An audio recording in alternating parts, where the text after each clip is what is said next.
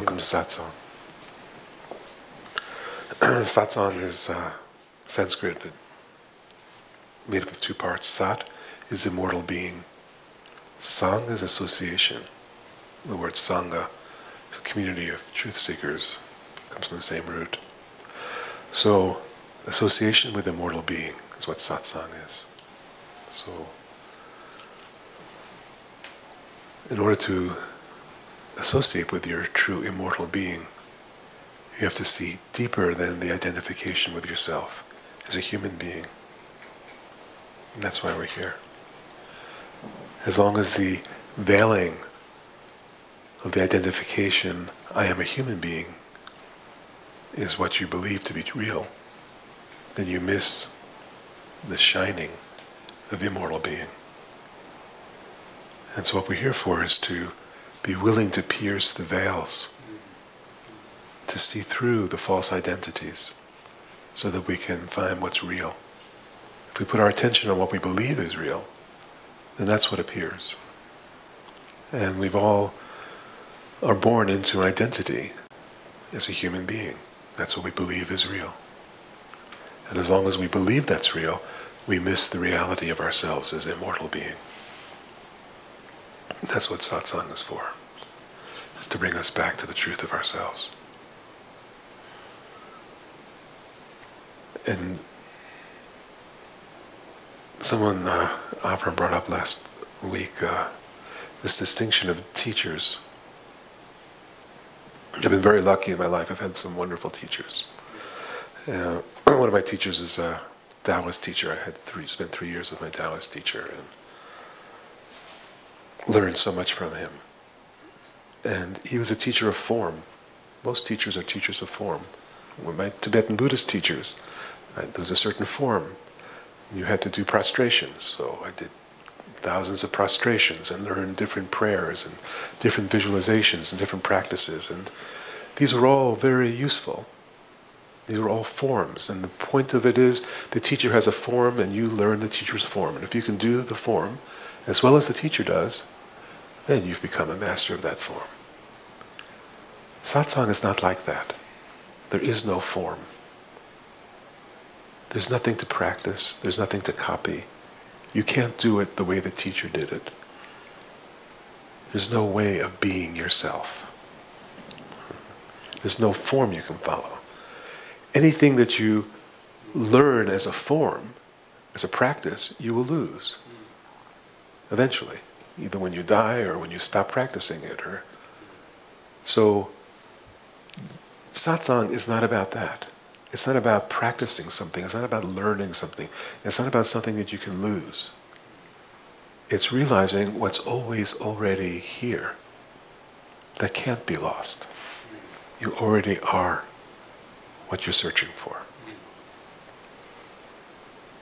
And so the willingness then is to give up all form, to lose everything that can be lost, to stop all the searching for some way of being or way of doing, to find what's already present.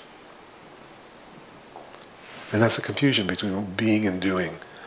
That is all of ego is about doing, and all of our culture is about doing. When I was in Berkeley in the 70s, I remember walking down the street and seeing some graffiti on the wall that really impressed me. I still remember it. And it was, to do is to be, Sartre. To be is to do, Lao Tzu. Doobie doobie doo, Sinatra.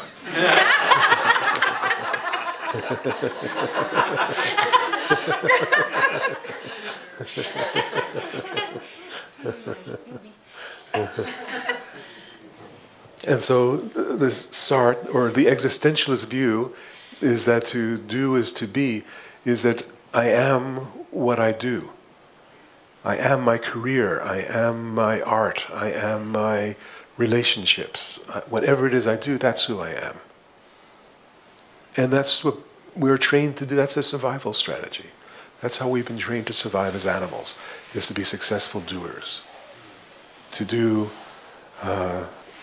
accumulating wealth, to do, accumulating family, accumulating relationships.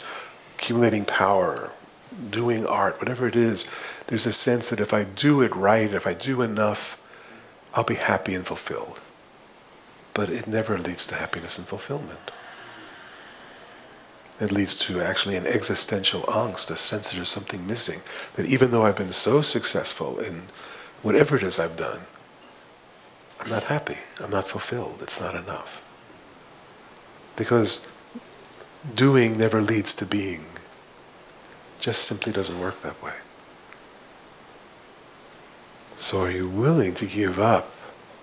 Are you willing to surrender the one who does? That's the one.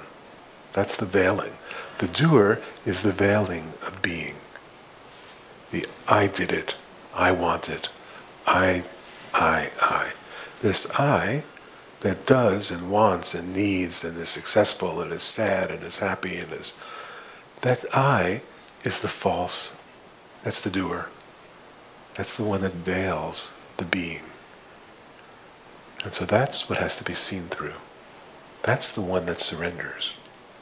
That's the one that says, okay, enough. I've succeeded enough, I've failed enough. It won't lead me home.